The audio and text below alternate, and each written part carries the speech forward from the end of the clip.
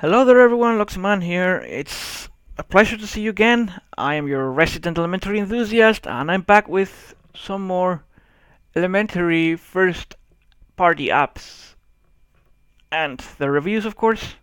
And in this case we're going to go with Photos, the applications that is meant to uh, serve as the photo management suite for elementary. It's based in Shotwell and therefore given that Shotwell is a pretty functional app already, where the thing looks pretty nice already. But before we get ahead of ourselves, let's just try to fill the app with content. So far I don't have many images, so I'm going to take a couple of pictures of myself. So, look at me, behold, this is the Snap application by the way. As you can see, it's not really very deep in content. You have the possibility to snap a picture, as I have done here, and you also have the possibility to snap a video, as I'm doing here, and it's done. So, this is mostly what you can do in the app. You can go to the gallery here. You do have the snap gallery here available, and this is what we have here. Anyways, once the pictures are taken, we can go to Photos and import some stuff, or wait until it exports until it imports itself. And here it is. Here is a picture that I have just taken. Isn't my mug great? Let's just take a couple more, just so you can see the slideshow thing. Okay, so you can see I took the pictures and they appeared here already, which is a nice thing. It just works as it's supposed to. Anyways, we do have a couple of options to do with our photos. Particularly here we can see a slideshow that you can configure here. You have the possibility to delay the stuff, set up different effects for the transitions, show the title of a picture, for example. Probably if the picture has a title, of course. I haven't set them up so far. So let's see what else we have here. We can, aside of the slideshow thing, we can also rotate the photos, flip them.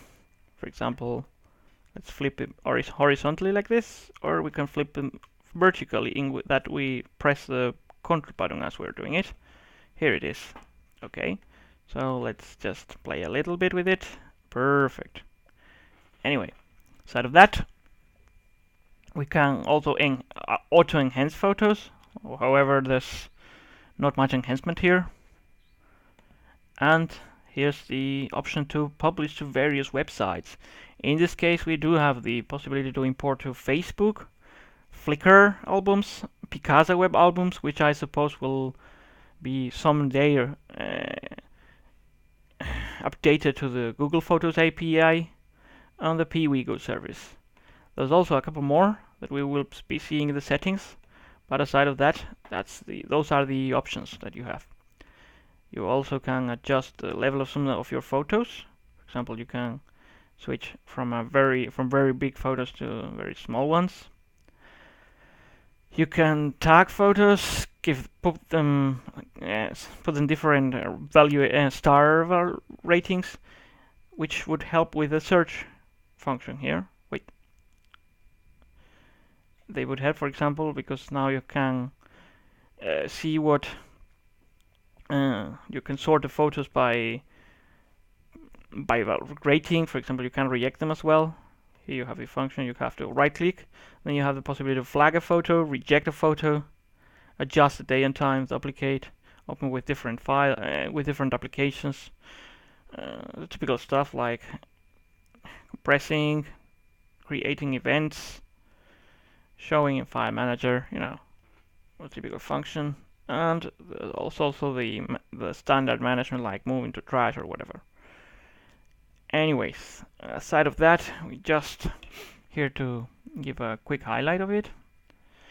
It does seem pretty good for a normal sorry, this was the importing function. I'm not going to import any more pictures at the time. I wanted to show you the preferences one. So we have here we can select which is the library location, and we can activate the watch library directory for new files. For example, if I take a photo, then I can adjust whether it should add the photo automatically or not. Then we can adjust here the directory structure. Let's adjust it to something more useful for us. For example, I'm not going to fight with it or right now. However, I'm not sure that this would be the best idea. You can also switch the metadata thing. Sorry, here you have a bit of a raw setting of the setting for the raw photos that you import from your camera, and there's also the plugins. The plugins here, as you can see, there are two kinds of plugins: publishing and slideshow transitions. In the publishing part, you have the plugins of the services that you may use, like PWeGo. Here, you also have the possibility to add Tumblr and Yandex. The Yandex is the so to say the Russian equivalent of Google, and you also can switch on or off the plugins for the services that are loaded by default. Aside of that, we can, I guess my guess is that YouTube would only be good if you're for videos.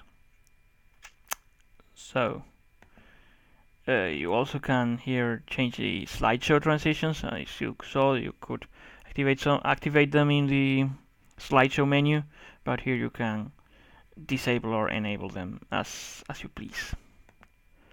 So this is Shotwell at a quick glance, and this is what it can offer you in this point of time.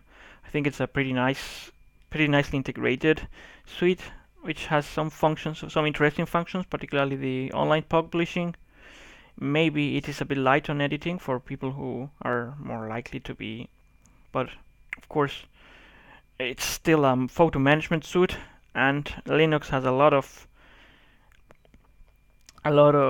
programs that allow you to actually manipulate photos in a very comprehensive way. The most well-known one is the GIMP, the GNU image processor, but there's little else that for your cataloging and managing photos needs. I think this application is more than good enough to stay. It's also based already in one of the good photo management suites that are present in Linux. That is, in this case, it's Shotwell. I think there are some references to Shotwell in the application, which should be changed in my view. But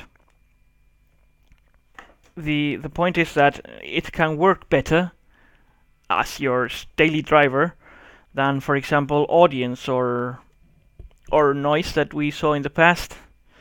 Noise maybe was good enough, but Audience would be replaced very quickly because it doesn't have enough functions. It's not the case of this Photos app, because it's good enough. So unless you have very special needs, or this is good enough to classify and manage your photo collection.